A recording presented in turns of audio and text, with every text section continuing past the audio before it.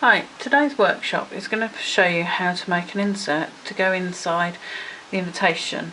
Here's the one that I made yesterday. I'm going to be doing it just on a slightly different card, but the same process can work for this card as well.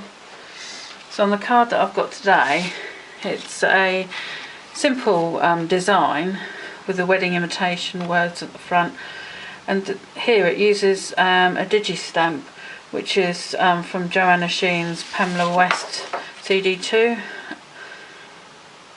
This is how the actual sheet itself, if you open a page, comes out with all these lovely coloured Digi stamps. You get the option to have it in black and white or the coloured version, but here I've used the colour version because it's got all the stunning watercolour effects over.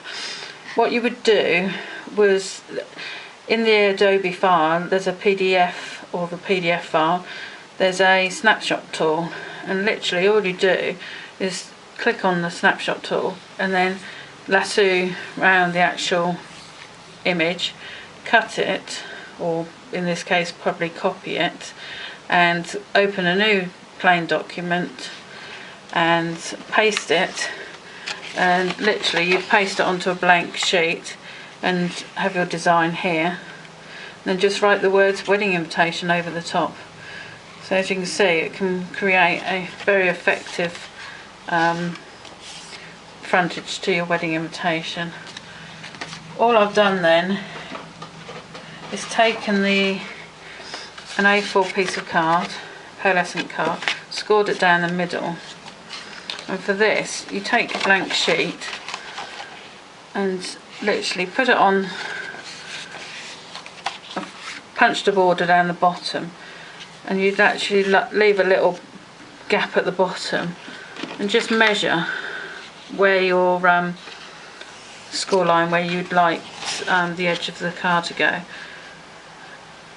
and then at the back here you're left with an edge. So I'd go in and punch that. Here I'm using Martha Stewart punch.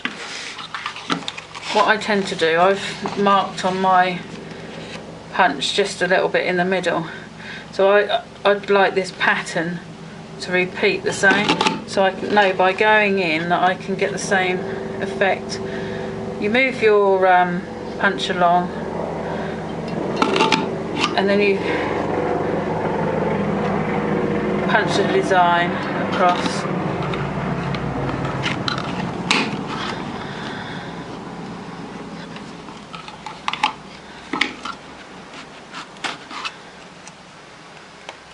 Jam it.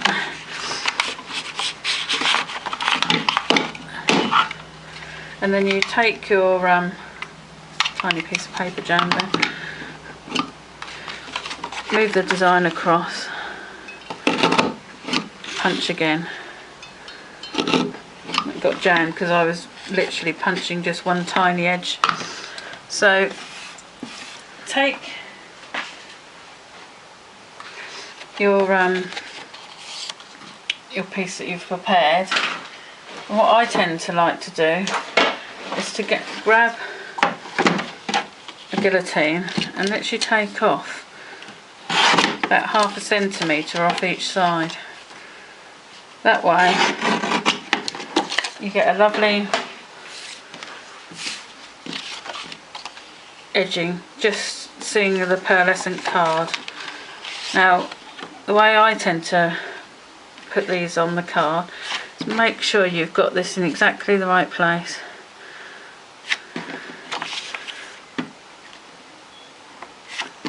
So it's pushed right down, open it up, and then you can put some double-sided tape or tape runner across, bend it down, and then that's secured in place.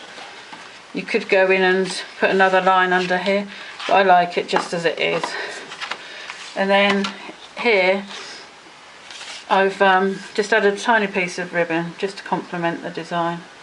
You could go across and put an embossed line on the invitation here. It's completely up to you. But for the inside, what you'd do is print your wording. Here I've left the gaps for the people's names, but I would actually personalise it and put each guest's name in that place. I think it adds a nice touch to your invitation, and it doesn't take that long to do. I can remember completing a wedding in one evening just by adding the names to the inserts, and it makes it look very professional. So to make your insert, what you need to do, because I'm going to be making a fold, and that would be too small for the insert, so I'm going to score along here about a couple of centimetres up and fold that up, and take another piece of paper, and on here we're going to need a punched edge again.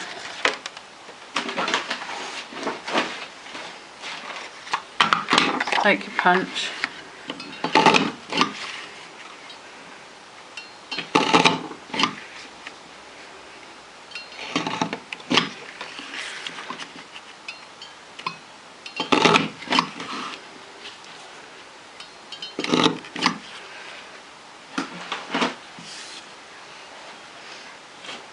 once you've got your edging,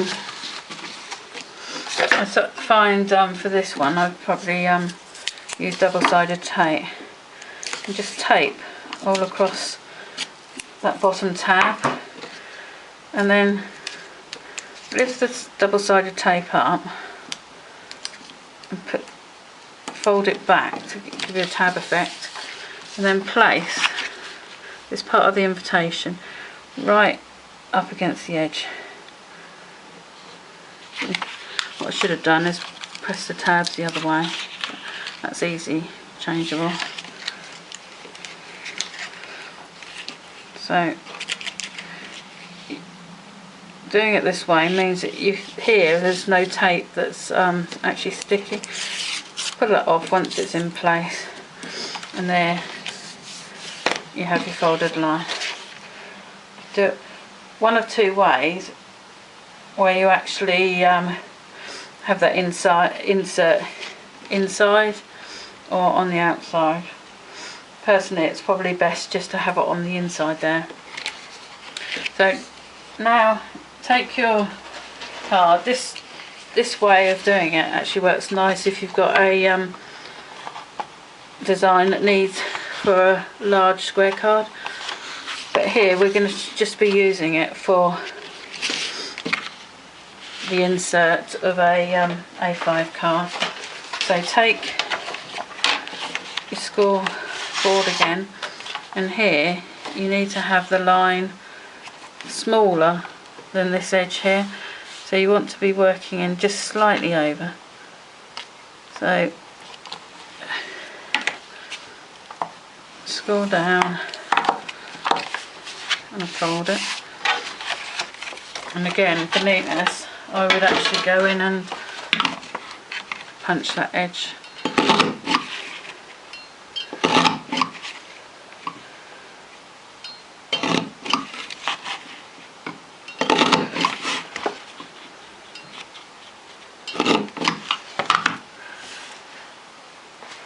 So here you have the insert.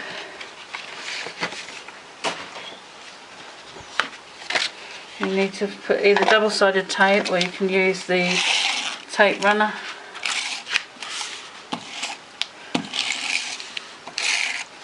So tape on all four sides.